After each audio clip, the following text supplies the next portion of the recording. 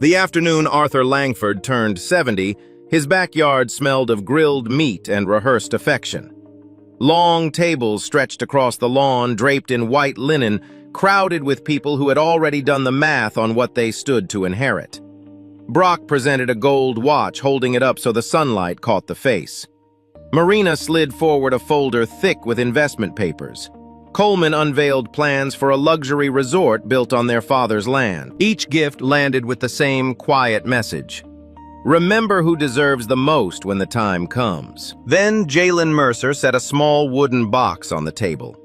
He had built it himself, sanded smooth, hand-carved, holding photographs of Arthur's late wife that Jalen had spent weeks quietly restoring.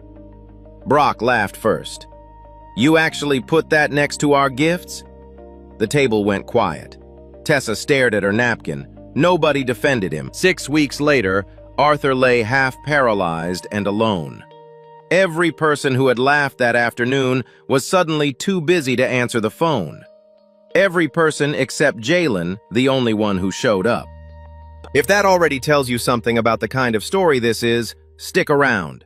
Subscribe if you haven't yet, because this one goes somewhere worth staying for. Briar Glen was the kind of town where everybody knew which families owned the land and which families worked it. The Langfords owned it, had owned it for 3 generations, rolling farmland on the north edge of town, timber stretches along the creek, warehouses on the county road that collected rent as reliably as the seasons turned. Arthur Langford had not built that wealth from nothing. He had inherited it, expanded it, and spent the better part of his life making sure everyone in Briar Glen understood exactly what the Langford name meant. Jalen Mercer had no name like that. He had a truck, a set of roofing tools, and a reputation among the people who hired him for showing up on time and doing the work right. He was 34 years old, black, and had grown up on the other side of the county in a house where the roof sometimes needed fixing, and there was never quite enough money to fix it properly. He understood labor in a way that Arthur Langford's children never would, not as something to delegate, but as the only honest currency he had ever known. He had met Tessa Langford at a church fundraiser 3 years before the birthday party. She had been standing near the drink table, looking slightly out of place among the other volunteers, and he had handed her a cup of lemonade without being asked. They talked for 2 hours. She told him later that it was the first time in a long while someone had spoken to her like she was just a person, not the youngest Langford daughter. They married quietly. The reception was small. Arthur shook Jalen's hand and said something polite. Brock, Marina, and Coleman said nothing meaningful at all. From the beginning, Jalen felt the difference. Not always in words, the Langfords were too careful for that most of the time. It lived in smaller things. The way Brock would speak across him at the dinner table as though the seat were empty. The way Marina introduced him to her friends as Tessa's husband, without ever using his name. The way Coleman once said in what he seemed to believe was a reasonable tone, that Jalen ought to think about getting into a more stable line of work, as if roofing were a phase, as if Jalen were a project that needed improvement. Tessa noticed all of it. Jalen knew she did because he would catch her watching him at those dinners, her jaw tight, her hands folded in her lap. But she never said anything. She had grown up in this house under these voices, and she had learned early that the easiest way to survive the Langford dinner table was to keep your head down and let the louder people fill the room. It was a habit so old she probably didn't recognize it as a habit anymore. Jalen didn't blame her for it. But some nights, driving home after those dinners, the silence between them felt heavier than it should have. The afternoon of Arthur's 70th birthday was warm for October, the kind of day that felt like a last gift before winter. The backyard had been arranged carefully. White linen on long tables, a catered spread, flowers that Marina had ordered from a florist 2 towns over because she explained to anyone who would listen the local options simply weren't up to standard. Brock arrived with the gold watch in a velvet box and held it up so the light caught the face before he even handed it over. He made a small speech about legacy and stewardship. Several of the older guests nodded along. Marina presented her folder next, a carefully assembled packet outlining a senior care fund she claimed to have researched for months. She touched Arthur's arm when she handed it to him and said she just wanted to make sure he was taken care of no matter what the future brought. She said it with her eyes slightly damp, which Jalen had noticed she could produce on demand. Coleman went last among the three of them, rolling out an architect's rendering on the table, a luxury resort concept built on the north pasture of the Langford property. He spoke about return on investment and regional tourism trends. Arthur looked at the rendering for a long moment without expression. Then it was Jalen's turn. He set the wooden box on the table without ceremony. He had built it himself from leftover oak boards in his garage, sanded until the grain showed clean. The lid carved by hand with a short line of text. Inside were 8 photographs. Arthur's late wife Ruth in a white dress on their wedding day. Ruth standing in the north pasture beside a young sapling. Ruth at the kitchen table laughing at something out of frame. Jalen had found the originals faded and water-damaged in a box Tessa had nearly thrown away. He had spent 3 weeks restoring them, working evenings after jobs learning a process he had never tried before because he thought someone should try. Carved into the lid. What remains when money cannot hold the memory? Arthur picked up the box with both hands. He looked at the photographs one by one slowly, and something moved across his face that he did not bother to hide. Brock laughed first. Not loudly, just enough. "You actually put that next to our gifts." The table went quiet. Tessa stared at her napkin. Nobody defended him. Marina murmured something about it being sweet in its own way. Coleman looked at the architect's rendering and said that perhaps Jalen might consider in the future something with a bit more practical value. Several guests shifted in their seats and found something else to look at. Jalen did not respond. He watched Arthur, who was still holding the box with both hands, and he waited. Arthur looked up at him once briefly and gave a small nod that none of the others seemed to notice. Later, before the guests left, Jalen found Arthur alone near the fence at the edge of the yard. He told him quietly that if he ever wanted, he could fix up the old storage shed behind the barn, make it into a proper place for the family photographs and keepsakes. Arthur said he would like that. Those were almost the last real words they exchanged before everything changed. 6 weeks after the birthday party, Arthur Langford had a stroke. It happened on a Tuesday morning in mid-November. He was found by the housekeeper on the kitchen floor, the coffee pot still running. By the time the ambulance reached Briar Glen General, the left side of his body had gone quiet. His speech came out fragmented syllables that circled the right word without ever landing on it. The doctors said he would need months of careful rehabilitation. They said he would need consistent, attentive care. They said it clearly in plain language, to all 4 of Arthur's children. Brock said he had properties to manage and couldn't drop everything. Marina said she had already committed to a trip with the children and rescheduling would be a nightmare. Coleman said, and he said it with genuine confidence as though it were the obviously sensible position, that professional care facilities existed for exactly this reason, and that family members trying to act as caregivers usually made things worse, not better. They hired a home care aide named Dale, who came in the mornings and left by early afternoon. Dale was not unkind. He was simply not invested. Jalen drove out to the Langford house on a Thursday evening 2 weeks after the stroke. He had not been invited. He went because Tessa had come home 3 nights in a row looking hollowed out because she kept saying her father was fine when she clearly did not believe it, and because Jalen had learned a long time ago that fine was what people said when they didn't know what else to say. He found Arthur in the downstairs bedroom. The blanket had slipped off the bed and lay on the floor. The glass of water on the nightstand was out of reach, pushed too far back. The pill organizer sat open, and it was impossible to tell from looking at it whether the evening dose had been taken. Arthur was turned toward the wall, awake, one hand pressed flat against the mattress as though bracing against something. Jalen stood in the doorway for a moment. He had done this before. Not in this house, not for a man like Arthur Langford, but he had done it. His mother had spent the last 4 years of her life sick, and Jalen had been her only consistent care for most of that time. He knew what a person needed in those hours. Not just medication, not just water. A voice. A hand. The particular patience of someone who was not in a hurry to leave. He crossed the room, picked up the blanket, and covered Arthur without making a production of it. He moved the water glass within reach. He sat down in the chair beside the bed. Arthur turned his head slowly and looked at him. Jalen said, "I'm just going to sit here for a while if that's all right." Arthur didn't answer, but he didn't look away either. 2 days later, Jalen proposed to Tessa that he take over as Arthur's primary caregiver, at least until Arthur was stable. He wasn't asking for payment. He wasn't asking for anything. The conversation at the Langford house that followed was short and loud. Brock said it plainly. Jalen was positioning himself, getting close to the old man. Anyone could see what this was really about. Marina said she was worried about optics. What would people in Briar Glen think seeing a man like Jalen in charge of Arthur's care?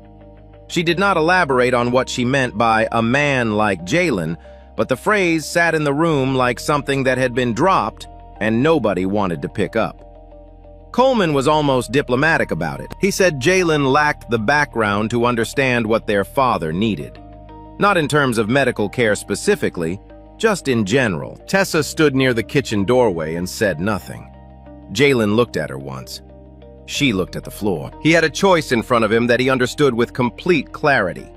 He could step back, take the exit, let the Langfords sort out their own arrangements, and go home to the life that was quieter and less costly than this one. Or he could stay, knowing that staying meant more of this, more rooms where he was spoken about as though he weren't in them, more nights where the woman he had married chose the path of least resistance over the truth. He thought about the man in that downstairs bedroom, the blanket on the floor, the water glass pushed out of reach. He told Brock he would be there in the morning. Brock looked at him the way a person looks at something they expect to resolve itself eventually. Jalen went home, set his alarm for 5:30 and went to sleep. Jalen arrived at the Langford house at 6 in the morning on a Friday and did not stop arriving every morning after that. He brought his own coffee in a thermos because he didn't want to use their kitchen any more than necessary. He let himself in through the side door, which the housekeeper, Mrs. Patton, had started leaving unlocked for him after the third day. She was a small, deliberate woman in her 60s who had worked for Arthur for 11 years and had strong opinions about most things, which she expressed through a compressed kind of silence that somehow communicated everything. When Jalen arrived the first morning, she had looked at him for a long moment, then moved aside and let him through without a word. He took that as the only approval he was likely to get in that house, and he was grateful for it. The routine built itself out of necessity. Jalen would check Arthur's overnight vitals from the log Dale had left: blood pressure, temperature, fluid intake, and then he would make breakfast. Soft foods, oatmeal, mashed sweet potato, scrambled eggs cooked low and slow until they were barely solid. He would sit with Arthur while he ate, not rushing, not filling the silence with cheerful noise. He had learned with his mother that silence shared was different from silence endured, and he tried to offer Arthur the first kind. After breakfast came the hand exercises. The doctors had left a sheet of instructions that Dale had folded and placed in a drawer and apparently never opened. Jalen read it carefully the first morning and followed it precisely. Gentle resistance, slow repetition, the same sequence every day until Arthur's fingers began to respond. It was slow work. Some mornings Arthur would get frustrated and pull his hand back, and Jalen would just wait, and then they would try again. By the second week, Arthur could close his left hand around a cup without dropping it. By the third week, he was forming single words clearly enough to be understood. Jalen wrote everything down in a spiral notebook he kept in his jacket pocket. Dates, times, what improved, what didn't, what seemed to cause discomfort, what seemed to help. He did it the same way he kept job records for roofing contracts, methodically without drama, because accurate records mattered. In the afternoons, when the light came through the south windows and the house was quiet, Jalen would read to Arthur from the local newspaper. Not the headlines, particularly. Arthur seemed indifferent to county politics, but the back pages, the historical column that ran every Thursday, the letters to the editor. Once reading a piece about the early timber industry along the creek, Jalen looked up and found Arthur watching him with an expression he couldn't quite categorize. Not suspicion, something closer to puzzlement, like a man trying to work out a measurement that kept coming up different than he expected. "You want me to stop?" Jalen asked. Arthur shook his head slowly. "Keep," he said. One word, but clear. Jalen kept reading. Coleman came by on a Wednesday evening in the 4th week, unannounced. Jalen was in the living room with Arthur, who had fallen asleep in his chair, the newspaper folded across his lap. Jalen was replacing a loose hinge on the hallway door, a small thing, but the door had been catching, and he had noticed Arthur flinch at the sound every time it did. Coleman stood in the entrance for a moment, looking at his father asleep in the chair, at Jalen on one knee with a screwdriver at the room, which was cleaner and quieter than he had seen it in months. Jalen looked up. "He just went down. Maybe 20 minutes. Coleman nodded. He stayed in the entrance, not coming further in. His eyes moved to the newspaper on Arthur's lap and then, very briefly, to the small wooden box on the side table which Arthur had apparently asked Mrs. Patton to bring down from his room and keep within sight. He stood there a few seconds longer than seemed purposeful. Then he said, "All right," and left. Jalen returned to the hinge. He didn't know what to make of it, so he didn't try. It was Arthur who first brought up the north pasture. On a quiet Thursday afternoon, while Jalen was sitting beside him reviewing the medication schedule, Arthur reached out and touched his arm. Jalen looked up. Arthur's right hand, his stronger hand now, was moving deliberately, reaching for the notepad on the nightstand. He took it and the pen and wrote slowly the letters uneven but readable. "North Field, not for sale." Jalen read it twice. "You're talking about the land Coleman showed the plans for at the party." Arthur held his gaze and wrote one more word beneath it. Ruth. Jalen understood then. The north pasture was where Ruth Langford had planted the first tree when she and Arthur were newly married. Tessa had told him the story once years ago, and he had filed it away the way he filed away most things, quietly, without making a show of having listened. He told Tessa that evening. She went pale in a way that had nothing to do with surprise, more like confirmation of something she had been trying not to believe. She pulled out her phone and made 3 calls over the next hour. By 9 o'clock, she had found what she was looking for. Documents drafted by a real estate attorney Coleman had hired, outlining the terms of a land sale for the north pasture. The papers were dated 6 weeks earlier. Arthur's signature line sat at the bottom, blank, waiting. They had been waiting for the right moment.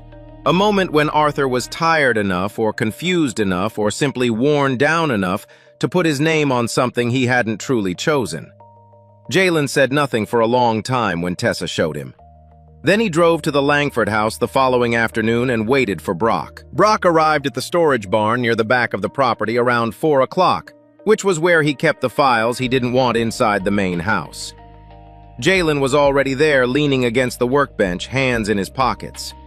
Brock slowed when he saw him, then continued in without breaking stride as though this were his meeting and not an ambush. "You need something?" "Your father doesn't want that land sold," Jalen said. Brock set down what he was carrying. "You don't know what my father wants." He wrote it down. "I have the notepad." A pause. Brock picked up a folder from the shelf, opened it, looked at something inside that he clearly wasn't reading. "My father is not in a position to make long-term decisions about property management right now. That's exactly why the family needs to handle things on his behalf." "He's not incompetent," Jalen said. "He's recovering." Brock closed the folder. He reached into his jacket and produced a white envelope which he set on the workbench between them. "There's enough in there for you to take a few weeks off. Step back. Let this family sort out what it needs to sort out."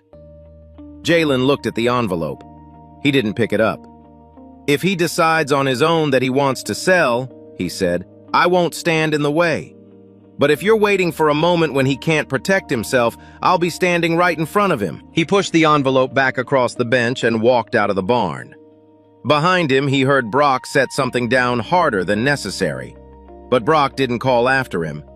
That, Jalen had learned, was how men like Brock operated. They didn't argue when they had other options. They just found a different door. The different door opened quickly. Within a week, Brock had circulated a version of events through the family's network of cousins, neighbors, and longtime acquaintances in Briar Glen. The story was simple and effective. Jalen Mercer had inserted himself into Arthur's care for reasons that had nothing to do with affection and everything to do with leverage. He was cultivating dependency. making an old sick man reliant on him so that when the time came, he would have influence over decisions he had no right to influence. Marina telephoned Tessa and cried. She said she was worried about their father. She said she was worried about Tessa. She said very gently that sometimes people could be kind in ways that had hidden motives, and that it was difficult to see clearly when you were too close to the situation. She did not name Jalen directly. She didn't need to. Tessa sat at the kitchen table after that call and stared at the wall for a long time. Jalen watched her from the doorway. He knew what Marina had done because Tessa had the particular stillness she got when something had planted a seed she didn't want to examine. He knew he could not pull that seed out by arguing against it, so he didn't say anything. He poured her a glass of water, set it in front of her, and went to bed. 3 days later, at 11 at night, his phone buzzed with a call from an unknown number. It was Mrs. Patton. "He's running a fever," she said. "The new aide isn't responding." Brock had replaced Dale the previous week with someone from an agency Marina recommended, a younger man named Travis, who arrived on time and left as soon as the minimum hours were met. Mrs. Patton said Travis was asleep in the guest room and had not woken when Arthur started knocking his water glass against the nightstand. Jalen was already pulling on his jacket. He drove to the Langford house in 11 minutes. The front gate was locked. Brock had installed a new keypad the week before and had not given Jalen the code. Jalen went around to the back fence, climbed it, crossed the yard, and came in through the kitchen door that Mrs. Patton was holding open. Arthur's fever was 103.2. He was disoriented, kicking weakly at the blanket, his lips dry and cracked. Jalen worked quickly and without panic. Cool cloth on the forehead, water in small sips, positioning, checking his pulse, calling the on-call physician while he did it. The doctor arrived 30 minutes later and confirmed that the fever caught when it had not triggered a secondary event. "Another hour," he said carefully, "and the outcome might have been different." Travis emerged from the guest room somewhere in the middle of all this, stood in the hallway looking confused, and said nothing useful. Brock arrived at 1 in the morning. He walked in, assessed the scene, and turned to Jalen with a steadiness that Jalen recognized as rehearsed. "You broke into this property." "The gate was locked," Jalen said. "There's a phone number for the agency. There's a protocol." "He was spiking a fever and nobody was awake." "That's not—" Brock stopped, recalibrated. "You don't live here. You're not authorized to be here. You came over that fence uninvited into my father's house in the middle of the night." He looked at Mrs. Patton. "You let him in." Mrs. Patton looked back at Brock with the full weight of 11 years of employment and said, "Yes." Brock took a photograph of the back fence on his phone. He did it deliberately and without embarrassment. Tessa arrived at 1:30. Someone had called her, Jalen didn't know who. She stood in the doorway of Arthur's room and looked at her father, who was sleeping, now color returning to his face. She looked at Jalen beside the bed. She looked at Brock across the room. Brock said, "Jalen broke in." Tessa said nothing. The silence stretched. Jalen watched her face move through something complicated relief at seeing her father stable, and then the older habit, the one that had been there long before Jalen, pulling her toward the path that required the least confrontation. She said to Jalen quietly, "Maybe you should head home for tonight." He looked at her for a moment. Then he picked up his jacket from the chair and walked out. The family meeting happened 4 days later on a Sunday afternoon. It was held in Arthur's own living room, which Jalen thought was either oblivious or intentional on Brock's part, and probably both. Arthur was in his room upstairs. A lawyer Jalen didn't recognize sat near the window. Several cousins and one of Arthur's oldest friends from the county were present. People Brock had assembled to serve as witnesses to something that was about to be framed as reasonable. Brock spoke first. He was calm and measured, which was more unsettling than anger would have been. He laid out his concerns: unauthorized access to the property, interference with professional care arrangements, the appearance of an outside party cultivating undue influence over a vulnerable elderly man. He used the phrase undue influence twice, which told Jalen someone had advised him on language. He produced the photograph of the back fence. Then he produced a document 2 pages neatly formatted which amounted to a restraining agreement. Jalen would cease contact with Arthur Langford. He would not come onto the property. He would not attempt to communicate with Arthur through third parties. In exchange, the family would not pursue legal action for the property entry and would provide a settlement payment described in the paperwork as compensation for his time and effort. Jalen read it once, set it down. "No," he said. Brock had anticipated this. "Then I take the photograph to the sheriff's office tomorrow morning and we discuss the criminal side of this instead. Your father was running a fever. My father has professional care. Your father knocked a glass against the floor for 20 minutes before I climbed that fence." The room was very quiet. The lawyer near the window looked at his hands. Brock said, "Sign the agreement, Jalen. Take what's being offered and walk away. There's nothing here for you." Jalen looked at Tessa. She was sitting at the far end of the table. Her hands were in her lap. She was looking at the surface of the table in front of her, not at the document, not at Brock, not at Jalen. She said, "Maybe for now, just until things settle down." He stopped listening after that. Not because he was angry, though he was, because there was nothing more she was going to say, and he understood that now with a clarity he hadn't wanted. He stood up. He left the document unsigned on the table. He walked through Arthur's living room past the side table where the small wooden box sat, past Mrs. Patton in the hallway, who pressed her mouth into a line and looked at him with something that might have been an apology, and out through the front door. Behind him, he heard Brock say something to the lawyer, something efficient and conclusive. The iron gate at the end of the driveway was standing open. Jalen walked through it, got in his truck, and drove. He had no anger left for Brock. Brock had been exactly what Brock had always been, a man who believed that money made him correct and that power made him entitled. What Jalen carried home with him was something quieter and more permanent than anger. It was the image of Tessa's hands in her lap and the 3 words she had said and the 12 words she hadn't. He was the only person in that room who had sat with Arthur in the dark, the only one who had written down which hand was getting stronger, the only one who had read to him until he fell asleep or noticed that the closet door needed to be left open at night because Arthur had developed a small, unspoken fear of being in the dark. And he had still been pushed out the front gate like something that didn't belong there. He drove home, sat down in his kitchen, and put his hands flat on the table.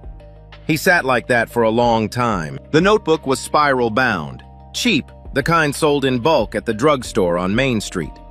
Jalen had bought a stack of them years ago for job estimates and never finished using them all.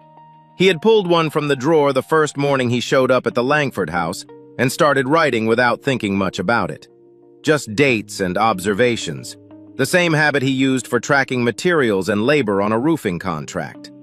He sat at his kitchen table that night and opened it. November 18th. L.H. responding to voice. Turned head toward sound when called by name. Fluid intake improved. November 23rd. First complete word. Water. Said it twice clearly. Took the cup without assistance. November 29th. Left hand grip able to close fingers around the cup handle and hold for approximately 8 seconds before fatiguing. Progress from 0 grip 1 week prior. December 7th. Laughed today. I was reading the letters column and someone had written in about the new stoplight on Garfield Street being placed 6 feet too far east. He laughed. It wasn't loud, but it was real. December 14th. Asked about Ruth. I showed him the photograph from the box, the one of her in the north pasture. He held it for a long time, did not speak. When I came back after checking the medication schedule, he had placed it face up on the nightstand where he could see it from the bed. December 21st. Strongest session yet. 3 full sentences. Walked 4 steps unassisted before fatigue. He didn't want to stop. Jalen turned the pages slowly. 53 days of entries. Medication times, physical progress, diet notes, emotional observations. Every biometric that the agency aide had been paid to record and hadn't. Every small recovery that the Langford children had not been present to see. He closed the notebook and left it on the table. He did not sleep well. He lay in the dark and thought about Arthur knocking that glass against the floor in the night, and about the iron gate closing behind him, and about Tessa's hands in her lap. He thought about his mother's last years, the specific texture of that time, the exhaustion of it, and also the other thing that lived inside the exhaustion, the thing that was harder to name. The knowledge that you were doing the only decent thing available, and that it mattered. Even when no one was watching, and no one would ever specifically thank you for it. That knowledge didn't go away just because Brock Langford had a photograph of a fence. What Jalen did not know, lying awake in his own house, was what was happening in the room with the south-facing window at the Langford property. Arthur could not sleep either. He lay on his back and looked at the ceiling, which was the thing he did when the night went long and his body wouldn't cooperate, and he didn't have the energy to be frustrated about it anymore. He had been doing a great deal of ceiling looking lately. It had become, in a strange way, productive, a state where his mind moved more freely than it did when people were in the room expecting things from him. He thought about the family meeting that had happened downstairs that afternoon. He had not been present for it, but sound traveled in that house the way it always had, up through the floors, through the old walls, arriving muffled but legible if you knew what you were listening for. He had caught enough. The tone of Brock's voice, the particular quality of the silence that followed certain things being said. He had heard the front door close. He reached for the nightstand. His right hand found the photograph of Ruth in the north pasture. She was young in it, 27 or 28, standing beside a sapling that was now a tree taller than the barn roof. He held it for a moment. Then he reached further past the photograph and found the notepad Jalen had left within reach weeks ago. The pen was where it always was, clipped to the top. He wrote slowly because his hand still made him work for it. The letters came out large and uneven, but they were legible. He wrote 2 words on the notepad, set the pen down, and placed the notepad on top of the photograph where it could not be missed. Call Jalen. Then he lay back and looked at the ceiling and waited for morning. Mrs. Patton found it first. She brought it to Tessa without comment at 7 in the morning, setting it on the kitchen counter in front of her and walking back to the hallway. Tessa looked at it. She stood very still for a long time. She had told herself over the past several weeks a version of events that required a certain amount of maintenance, that she was protecting her marriage by keeping the peace, that she was protecting Jalen by not making things worse, that her silence was strategic rather than what it actually was, which was fear, the same fear she had carried since childhood, the deep-grooved habit of making herself smaller so the larger voices in the room wouldn't turn toward her. Her father had not written Brock's name. He had not written Marina's or Coleman's. He had written the name of the man she had watched walk out the front gate alone, and she had said nothing, and her hands had been in her lap, and she had chosen wrong in front of everyone, including herself. She picked up her keys. Jalen answered the door in the same clothes he'd been wearing when he left the Langford house the night before. He looked at Tessa on his front porch. He looked at the notepad she was holding out toward him. He read it. He didn't say anything immediately. Tessa said, "I know I don't get to just show you that and have it fix everything." "No," he said. "I've been doing the thing I've always done, since I was a kid, letting them be louder than me because it was easier." She looked at him directly. "I knew you were right. I knew it the whole time. That's the part I can't excuse." Jalen leaned against the doorframe. He was quiet for a moment. Then he said, "If we go back there today, I need to know you're standing next to me because it's the right thing, not because your father called my name." "Yes," she said. "Both. But yes." He was quiet for another moment. Then he went inside and picked up the notebook from the kitchen table. Tessa made 2 calls from the car on the way to the Langford house. The first was to Dr. Raymond Holt, who had been Arthur's personal physician for 14 years before the family had switched to the agency doctor. Dr. Holt was 70 years old, semi-retired, and had no financial relationship with any Langford. He listened to Tessa for 2 minutes and said he would be there within the hour. The second call was to an attorney named Patricia Graves, who practiced elder law in the county seat and came recommended by Mrs. Patton, who had quietly provided the name 3 weeks ago without being asked and without explaining why she was providing it. Brock's car was in the driveway when they arrived. So was Coleman's. Marina was on a conference call in the kitchen, visible through the window. Jalen walked in through the front door for the first time. Dr. Holt arrived at 9:15. Patricia Graves arrived at 9:40. By 10 o'clock, they were all in Arthur's room. Brock standing near the window with his arms crossed. Marina in the doorway. Coleman seated in the chair near the wall. Coleman had not spoken since Jalen and Tessa arrived. He had looked at them when they came in, and then he had looked at the floor, and then he had sat down. That was all.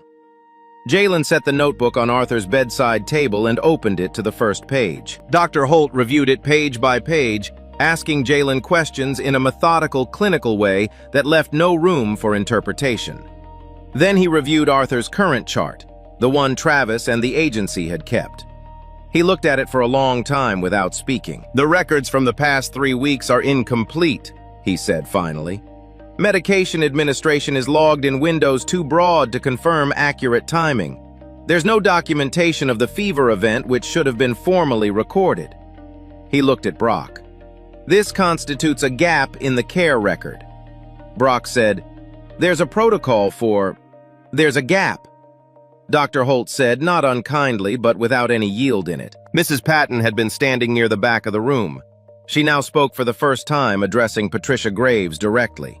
She said that on multiple occasions over the past month, Mr. Brock Langford had instructed her not to contact Jalen Mercer, regardless of Arthur's condition, and that Arthur had on those occasions asked for Jalen by name or by gesture. She said she had complied with the instruction until the night of the fever, when she had made the decision that Arthur's safety outweighed the instruction. She said it in the same compressed, factual way she did everything, looking at no one in particular, as though she were simply reporting the temperature outside. Marina started to say something. Coleman put his hand up, not toward her, but in a general way, and she stopped.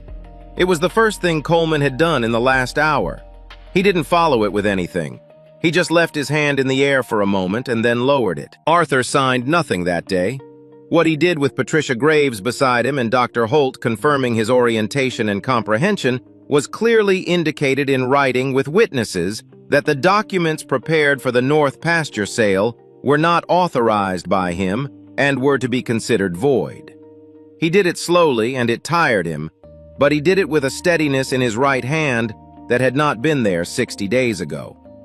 Then he asked Patricia Graves to stay. It took 2 separate visits over the following week for Arthur to complete what he wanted to complete.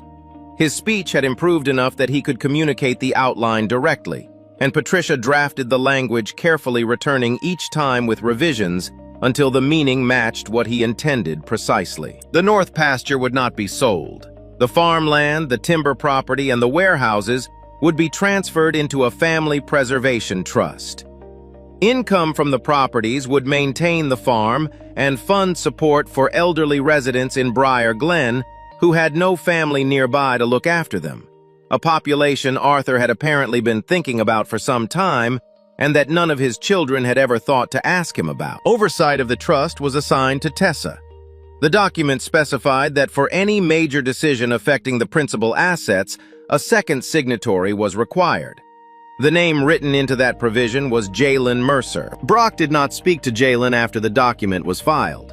Marina spent several weeks telling people that the outcome had been manipulated, but the people she told this to had mostly met Jalen by then, and the argument did not travel as well as she had hoped. Coleman called Tessa once about 2 weeks after everything was settled. He didn't say much. He asked how Arthur was doing. Tessa told him he was getting stronger. Coleman said that was good, and then he said goodbye. And that was the entirety of it. It was not an apology. But Tessa thought it might have been the closest thing to one he knew how to make. By February, Arthur was walking the length of the downstairs hallway twice a day with a cane. By March, he was sitting on the front porch in the afternoons when the weather permitted, wrapped in the old wool cardigan he had worn for 20 years, watching the light move across the yard.